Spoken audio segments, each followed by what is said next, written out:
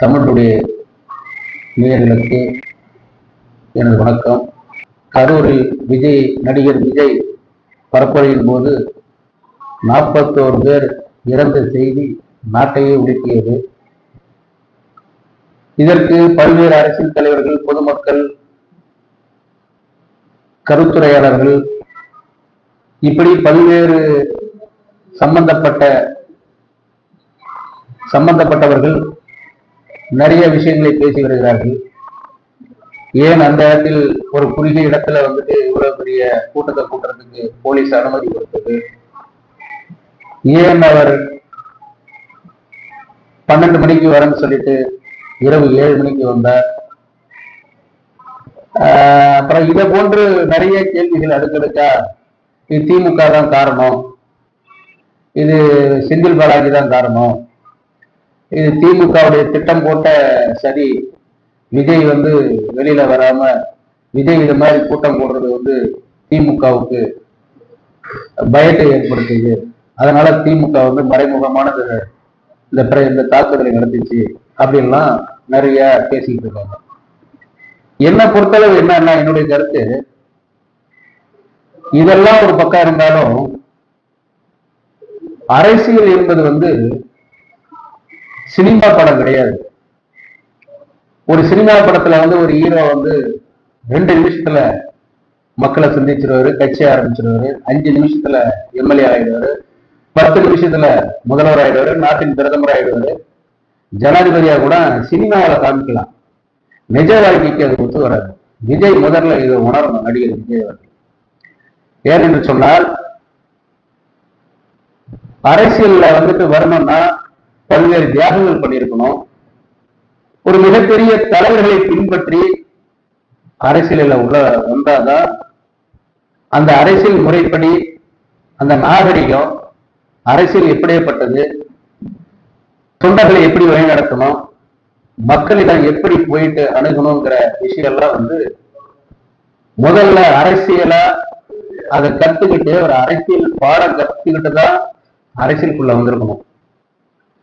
Cinema படம் போன்று திடீர்னு ஒரு கட்சியை ஆரம்பிச்சு சினிமா நடிகரை பார்க்கணுங்கிறதுக்காக பல லட்சம் பேர் அங்க கூடி ஒருத்தனுக்கு ஒருத்தன் செத்து போறதுங்கிறது அரசியல் நாகரிகமற்றது. விஜய் நிறைய கற்றுக்கொள்ளணும். ஃபர்ஸ்ட் முதல்ல அது அரசியல் பாடம் நடத்தணும். அவருடைய கட்சிக்காரர்களுக்கு, ரசிகர்களுக்கு அரசியல் படம் நடத்தணும். அதே போன்று விஜய் அரசியல் கத்துக்கணும்.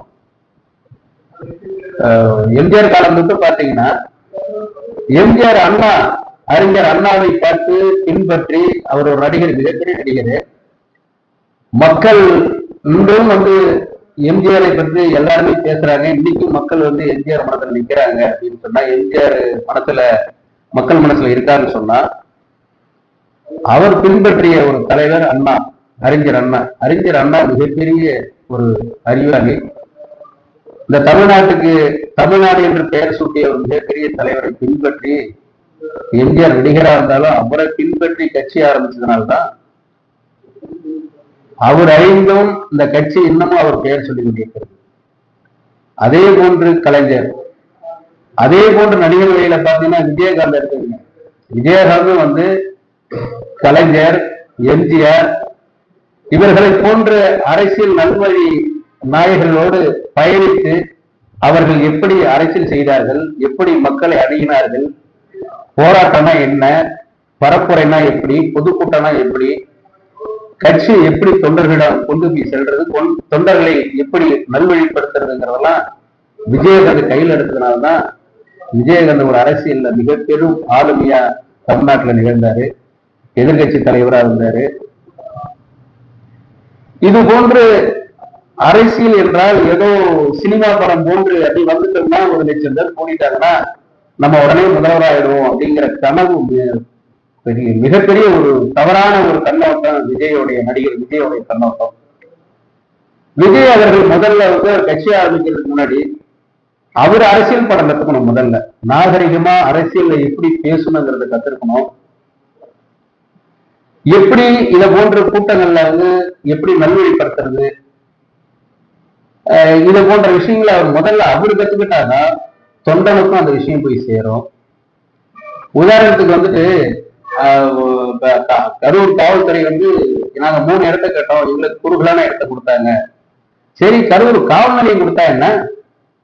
இதுக்குதான் அந்த அரசியல் பார்வை, அந்த அரசியல் நாகரிகம், அரசியல் பாடம் இருந்தாதான் அடுத்த கட்டத்துக்கு போக முடியும். இவங்க அடுத்தது என்ன பண்ணிருக்கணும்? நேரா போகலாம், நீதிமன்றத்தை அணுகிருக்கலாம். எங்களுக்கு வந்து எங்க கட்சி தலைவரை போகிறதுக்கு நிறைய கூட்டம் வரும், 10,000 பேர் வருவாங்க, 8,00,000 பேர் வருவாங்க, எங்களுக்கு இந்த இடம் சரி வராதுன்னு சொல்லி நீ நீதிமன்றத்தை நாடுனீங்கன்னா நீதிமன்றம் அந்த உத்தரவு கொடுத்துருக்கோம், நீங்க அடுத்தது நீங்க நினைச்ச மாதிரியான ஒரு இடத்தை நீங்க சரி பண்ணிக்கலாம். அது இந்த ஒரு சின்ன புரிதல் கூட இல்லாம அவங்க எனக்கு கொடுத்தாங்க, அதனால நாங்க வச்சோம். ஓகே, இது வந்து ஒரு தவறான ஒரு கண்ணோட்டமான பேச்சு. இந்த பேச்சு இது எல்லாருமே சொல்றாங்க, இப்போ காவல்துறை திட்டம் போட்டு பண்ணிச்சு. நான் என்ன சொல்றேன், காவல்துறை என்ன பண்ணுவாங்கன்னா இப்ப இந்த மாதிரி கூட்டம் கூடுறத வந்துட்டு எப்படி அதை இது பண்ணணும்னு தான் பார்ப்பாங்க. இது மாதிரி ஒரு அரசியல், முதல்ல அரசியல், நான் அதுதான் சொல்ல வரேன், அடிக்கடி சொல்றது என்ன, விஜய் அரசியல் பாடம் கற்றுக்கொள்ளணும். முதல்ல அரசியல் பாடம் கற்றுக்கொண்டாதான் அடுத்த கட்ட நகர்வுக்கு போக முடியும். இப்படி சினிமா படம் போன்று வந்து இது கொண்டு போலாம்னா முடியாது. ஒவ்வொரு தலைவர்களையும் இன்னைக்கு எடுத்துக்கிட்டா அவர் வாழ்க்கையே தியாகம் பண்ணிதான் இன்னைக்கு வந்துட்டு அரசியலுக்குள்ள வந்திருக்காரு. இந்த உச்சத்தை தொடர்றதுக்கெல்லாம் ஒவ்வொரு தலைவரும் திருமணமே பண்ணிக்காம ஒரு தலைவர் இன்னைக்கு அரசியல் கட்சியில கட்சி அங்கீகாரம் வாங்கியிருக்குன்னு சொன்னா, ஏதோ ஒரு 4 படம் நடிச்சுட்டோ அல்லது எங்கேயாவது ஒரு ஃபேமஸா இருந்துட்டு பல கோடியை சம்பாதிச்சு வச்சுட்டு திடீர்னு அவர் வந்து கட்சிக்கு வந்து இன்னைக்கு 2,00,000 தொண்டரை வச்சு இன்னைக்கு உலகமே திரும்பி பார்க்கக்கூடிய ஒரு தலைவராக இருக்க முடியாது. அவரும் பல தலைவர்களை பின்னோக்கி எல்லா கட்சி தலைவர்களோட உள்வாக்கி, அவங்களுடைய கருத்தை உள்வாக்கி, அவங்களோட பயணிச்சு அவங்க எப்படி எல்லாம் வழிநடத்துறாங்களோ அதை எடுத்துக்கிட்டுதான் இன்னைக்கு தியாகம் பண்றது. திரு மு க ஸ்டாலின் அவரை கூட எடுத்துக்கங்க, அவர் இன்னைக்கு முதலமைச்சரா இருக்காருன்னு சொன்னா ஏதோ அவங்க அப்பா முதல்வராக இருந்தாரு, அவர் முதலமைச்சரா இருக்காருலாம் நம்ம உடனே சொல்லிட முடியாது.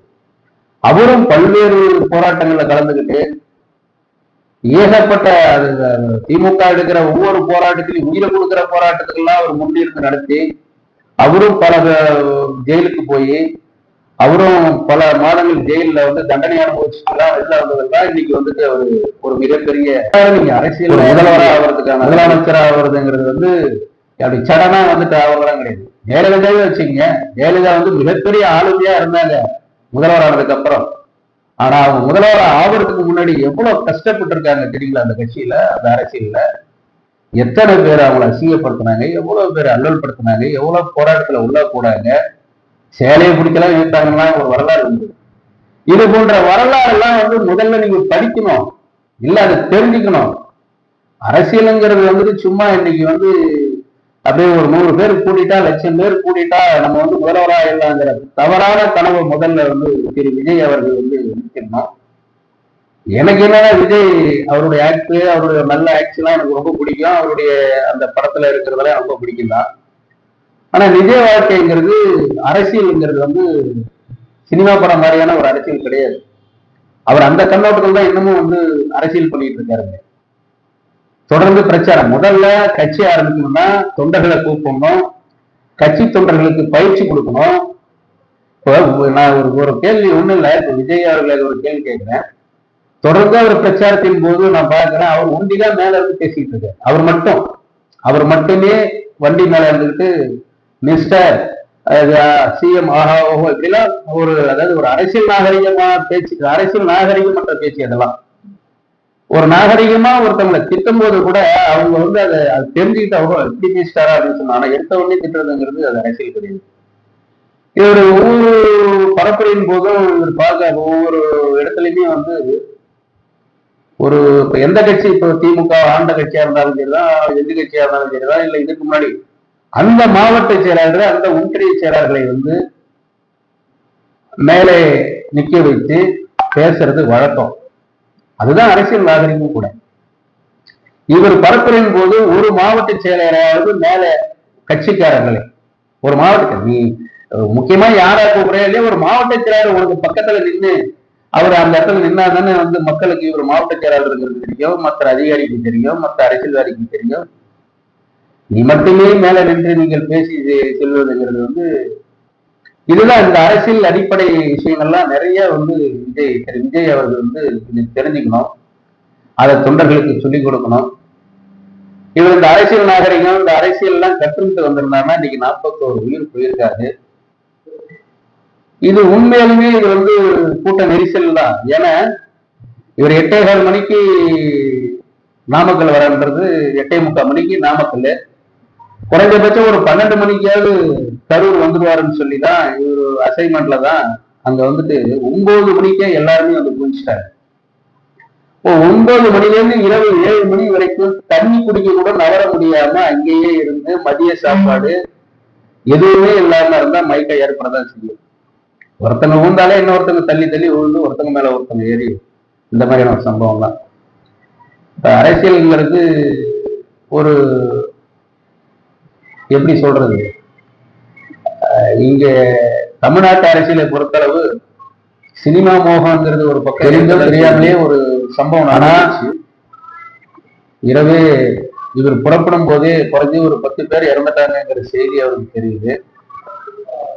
இவர் சென்னைக்கே போயிருந்தாலும் கூட தன் தொண்டன் வந்து இறந்துட்டான், நம்மளை பார்க்க வந்துதான் இறந்துட்டான்னு சொல்லிட்டு இவர் உடனடியா வந்து களத்துல நின்றுக்கணும். ஆனா இவர் இல்லைன்னாலும் இவரோட இருக்கிற அடுத்த கட்ட நிலை தலைவர்கள்லாம் உள்ள வந்திருக்கணும். ஆனா யாருமே 3 நாட்கள் 4 நாட்கள் யாருமே போய் யாரையுமே சந்திக்கல.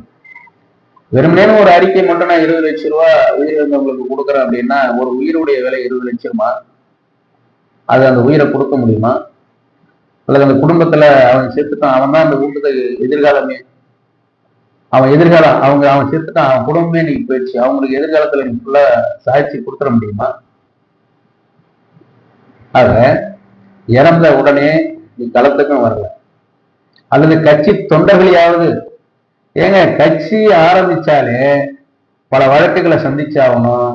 இதை போன்ற வழக்குகளுக்கெல்லாம் நீ பயந்து போய் பதங்கினாலே மக்கள் எப்படி உன்னோட பின் வருவாங்க? எப்படி கட்சி வந்து நீ நடத்த முடியும்? களத்துல நிக்கணும், மக்களுக்காக நீ நிக்கணும், அடிக்கிற அவன் வாங்கணும். இதெல்லாம் செய்தால்தான் நீ வந்துட்டு அரசியல் பண்ண முடியும். இன்னைக்கு ஏதோ இங்க இருக்கிற திமுக அதிமுக இவங்கெல்லாம் வந்துட்டு சடனா வந்துட்டு முதல்வர் ஆனது கிடையாது, இதை போன்ற எல்லாம் நடந்தது கிடையாது. ஜெயலலிதா கூடாத கூட்டமா, திரு மு.க. ஸ்டாலின் அவர்களுக்கு முதல்வராக இருக்கின்ற மு.க. ஸ்டாலின் கூடாத கூட்டமா? இதான் அரசியல் நல்வழிப்படுத்துறது. ஒரு அரசியலை வந்து நல்வழிப்படுத்தணும். நீ நாளைக்கு பரப்புரைக்கு போறோம்னா 2 நாளைக்கு முன்னாடியே உன் கட்சியினுடைய தொண்டர்கள் வந்து அந்த இடம் சரியானதா, அங்க இருக்கிற நிர்வாகிகளை போட்டு நம்ம இப்படிதான் அடித்தரணும், நம்ம இப்படிதான் இருக்கணும், யாருக்கும் அடுத்த கட்சிக்காரர்களுக்கு நம்ம இடம் கொடுத்துடக்கூடாது, நம்ம இந்த மாதிரி இருந்து நம்ம தலைவரை வழிநடத்தி நம்ம தலைவரை முதல்வராக்கணும் அப்படிங்கிற அசைன்மெண்ட்டை நீங்க என்ன பண்ணணும், 4 நாளைக்கு முன்னாடியே அங்க நிர்வாகி போகணும். அங்க இருந்து அவங்க எல்லாத்தையும் கட்டமைச்சு அங்க இருக்கிற நிர்வாகிகளை கூட்ட கட்டமைக்கணும். இந்த மாதிரியான விஷயங்கள்லாம் செய்தா மட்டும்தானுங்க இந்த மாதிரிலாம் உயிரிழப்பு ஏற்படாது, நிறைய விஷயங்கள் ஏற்படாது. இன்னைக்கு நீங்க கட்சி ஆரம்பிச்சு முதல்லயே இந்த மாதிரி ஒரு நிலைப்பாடு.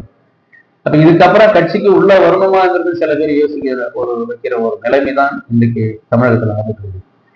அதையும் மீறி இனியும் நீங்கள் இந்த கட்சியை கொண்டு செல்ல செல்ல இந்த பேச்சு தொடர்ந்து வந்துகிட்டு தான் இருக்கும். ஆக என்னை பொறுத்தளவு அரசியல் கட்சி என்பது சினிமா படம் அல்ல.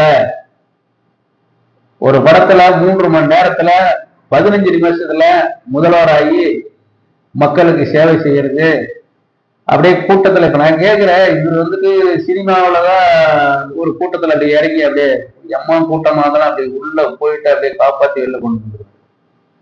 இப்ப நிஜ வாழ்க்கையில நேற்று நடந்ததே ஒரு சம்பவம், மயக்கம் போட்டா உள்ள ஆம்புலன்ஸ் வருது, ஆம்புலன்ஸ் உள்ள வந்தது, மயக்கம் போட்டா எல்லாமே நடந்துச்சு. இவர் இறங்கி 4 பேரை காப்பாத்திருக்க வேண்டியதானே?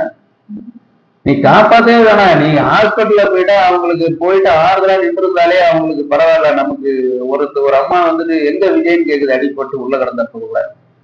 அவ்வளவு வெறியா இருக்கிற தொண்டர்களை நல்வழிப்படுத்துறதுக்கு திரு விஜய் அவர்கள் முதலில் அரசியல் பாடம் கத்துக்கணும். அவர் கத்துக்கிறது இல்லாம தொண்டர்களுக்கும் அரசியல் நல்வழிப்படுத்துறது என்னங்கிறத சொல்லி கொடுக்கணும். சொல்லி கொடுத்தால் ஒழிய இந்த கட்சியை அவர் வழிநடத்த முடியும். இது சினிமா படம் போன்று கூட்டத்தை கூட்டுவதும், கூட்டத்தை கூட்டிட்டா நமக்கு எல்லாமே இங்க நடந்துரும், நான் என்ன அரசியலுக்குள்ள போகல, திமுக இதுல எப்படி, பிஜேபி இதுல எப்படி, இந்த நிலைப்பாடுக்குள்ள நான் போகல. ஏன்னு கேட்டா அது நிறைய விஷயங்கள் உள்ள போகும். போக போக என்னை பொறுத்தளவுக்கு திரு நடிகர் விஜய் அவர்களுக்கு நான் ஒரு வேண்டுகோள் கொடுக்கறது என்னன்னா, கட்சி முதல்ல அரசியல் படிங்கள். சினிமா படம் போன்றது கிடையாது அரசியல். அரசியல் என்பது மக்களிடம் போய் சேருவது என்பது ஏதோ சினிமா படத்துல இருக்கிற மாதிரி நம்ம சடனா போயிடலான்றத மட்டும் மனசுல எண்ணாதீங்க. இது சினிமா படம் அல்ல, நிஜ வாழ்க்கை. அரசியலை படியுங்கள், அரசியலை மற்றவருக்கும் சொல்லிக் கொடுங்கள். இன்னும் 4 தேர்தலுக்காவது நீங்க ஈடுபட்டால்தான் உங்களுக்கு அந்த அரசியல் அனுபவம் என்பது கிடைக்கும். வந்த உடனே 2026ல நான் தான் முதல்வர், ஓகே சரிதான். ஆனா அதுக்கான ஒரு கள அமைப்பு எதுவுமே இல்லையே. உங்களோட பயணிக்கிற யாருக்கிட்டையுமே அந்த மாதிரியான ஒரு கள அமைப்பும் கிடையாது. அரசியல் என்பது ஒரு அரசியலுடைய வாழ்க்கையை இன்னைக்கு திரு மு.க. ஸ்டாலின் அவருக்கு முன்னாடி திரு கருணாநிதி அவர்கள் அரசியல்லாம் எடுத்துக்கிட்டானே, குறைஞ்சது ஒரு 25 ஆண்டு, 40 ஆண்டு, 50 ஆண்டு பொது வாழ்விலே அவங்கள தியாகம் பண்ணதுக்கு அப்புறம் தான் அவங்க ஒரு எம்எல்ஏவே ஒரு முதலமைச்சரே ஆக வேண்டிய ஒரு சூழல் இருக்கு. அதே போன்று திரு மு.க. ஸ்டாலின் மட்டும் என்ன, அவரும் ஒரு அரை நூற்றாண்டை கடந்து பல்வேறு போராட்டங்கள், பல்வேறு பிரச்சனைகளுக்கு மத்தியில் அதுக்கப்புறம் தான் அவர் ஒரு முதல்வர் ஆவதற்கான ஒரு சூழல். அதே போன்று திரு திருமாவளவன், அதே போன்று வைகோ, இவரெல்லாம் அரை நூற்றாண்டு. திருமாவளவன்லாம் திருமணமே பண்ணிக்காம தன்னுடைய வாழ்க்கையை அந்த மக்களுக்காக இழந்ததுனாலதான் இன்னைக்கு கட்சியின் அங்கீகாரம். அவர் என்ன பணமா வச்சிருந்தாரு, கோடிக்கணக்கில் பணமா இருந்துச்சு, இல்ல ஏதாவது படம் நடிச்சிருந்தாரா, இல்ல உலக வங்கியில ஏதாவது வேலை செஞ்சாரா, இல்ல பணம் எங்கேயாவது வந்துச்சா? தனி மனிதன், பேச்சுரிமை, அரசியல் நாகரிகம், அரசியலை படிச்சாரு. அரசியலை படிச்சதுனால இன்னைக்கு என்ன ஒண்ணு, வேற எங்கிற ஒரு விஷயத்தினால்தான் அவரால் அடுத்த கட்டத்துக்கு போக முடியல. இன்னைக்கு இந்த நிலைமைக்கு வந்தது மிகப்பெரிய விஷயம் தான். இது போன்று ஒவ்வொரு தலைவர்களையும் நீங்க எடுத்துக்கிட்டீங்கன்னா, ஜெயலலிதாவில இருந்து காமராஜர் காலத்துல இருந்து கூட இன்னும் எத்தனையோ முதல்வரானதுலாம் சும்மா இருந்தவங்க, அப்படி போயிட்டு வந்ததுல அப்படி முதல்வரானதுலாம் சரித்திரமே இல்லை. அவங்கெல்லாம் அவ்வளவு பெரிய அரை நூற்றாண்டு, கால் நூற்றாண்டு, அரை நூற்றாண்ட கடந்து தியாகம் பண்ணி, தன்னுடைய வாழ்க்கையை தியாகம் பண்ணி, குடும்பத்தை தியாகம் பண்ணி வந்த தலைவர்கள் தான் இன்னைக்கு நாட்டை ஆண்டுட்டு இருக்கிறது, மக்கள் மத்தியில பிரபலமா நிற்கிறதெல்லாம். நீங்க இப்படியே சினிமாவில் நடிச்சீங்க, செல்ல பிள்ளை வீட்டுல, அப்பா சினிமா, நீங்க சினிமா. அரசியலுங்கிறது யாருக்கு ஓட்டு போகணும் என்னங்கிற நடைமுறை மட்டும்தான் உங்களுக்கு. அரசியலுங்கிறது நீங்க ஒரு 15 ஆண்டு காலம், 10 ஆண்டு காலம் மக்கள் மத்தியில போய் நிக்கணும். மக்கள் மத்தியில போய் என்னைக்கு தமிழ்நாட்டுல என்ன என்ன பிரச்சனை இல்லை, எல்லா பிரச்சனையும் அப்படிதான் இருக்கு. சாலைகள் இல்ல, தண்ணீர் பிரச்சனை இருக்கு, ஏகப்பட்ட பிரச்சனை. எதையாவது ஒரு பிரச்சனையை மையப்படுத்தி முதல்ல மக்கள்கிட்ட போராட்டத்தின் மூலியமா நீங்க உள்ள சென்றால் மட்டும்தான் கட்சியை வெளிப்படுத்த முடியும். உங்களுக்கு கூட்டம் கூடுதுங்கிறது, உங்களுக்கு நீங்க கூட்டத்தையே கூட்டுறதுக்கே லேட்டா வர்றது, இந்த கூட்டத்தை கூட்டுறதுங்கிறதுலாம் சினிமா மோகம் தான். இப்ப இந்த கூட்டலாம் இது அத்தனையும் அரசியலா மாறாது. ஆக இதை அரசியல் படுத்தணும்னா முதல் அடிப்படையான விஷயம் என்னன்னா, மக்கள் போராட்டம், மக்கள் பிரச்சனையை நீங்க கையில எடுத்து அது சம்பந்தமா நீங்க களத்துல நின்னால் மட்டுமே தான் அரசியல்ல முன்னோக்கி செல்ல முடியும், முதல்வராக முடியும். சினிமா படம் போன்று உடனே நம்ம முதல்வராகணுங்கிறது மிகப்பெரிய ஒரு தவறான ஒரு கனவு. இதை கைவிடணும். இது போன்ற நிகழ்வு இனியும் நடக்காமல் இருக்கணும்னா தயவு செய்து என்னமோ பரப்புரைங்கிற விஷயத்துல விட்டுட்டு முதல்ல அரசியல் பாடம் எடுக்க விஜய் அவர்கள் முன்வர வேண்டும். கட்சி தொண்டர்களுக்கும் அதே போன்று எடுத்து அவங்களையும் அரசியல் நல்வழிப்படுத்துறதுக்கான ஒரு முயற்சி எடுத்தால் தமிழகத்தில் அவர் முன்னோக்கி வர முடியும். இல்லை என்றால் சினிமா மோகம்தான். அதை தவிர்த்து இவரால் அரசியலில் மேலோங்கி கால் ஊன்ற முடியாது. எனவே அவர்களை குறை சொல்வதும் இவர்களை குறை சொல்வதும் விட்டுவிட்டு தன்னுடைய கட்சியினுடைய தொண்டர்களை எப்படி நல்வழிப்படுத்தணும், நாம இந்த கட்சியை வளர்க்கறதுக்கு என்ன பண்ணணுங்கிறத விஜய் கையில் எடுத்தாருன்னா இனிமே கரூர் போன்ற சம்பவம் நடப்பதற்கான வாய்ப்பு இருக்காது. ஆகவே திரு விஜய் அவர்கள் அரசியல் பாடத்திற்கு கற்றுக்கொள்ள முன்வர வேண்டும். அதன் மூலம் தமிழகத்தில் உள்ள லட்சாபாதி லட்ச தொண்டர்களுக்கு அவர் அரசியல் பாடம் எடுக்க வேண்டும் என்பதை தெரிவித்துக் கொள்கிறேன். நன்றி, வணக்கம்.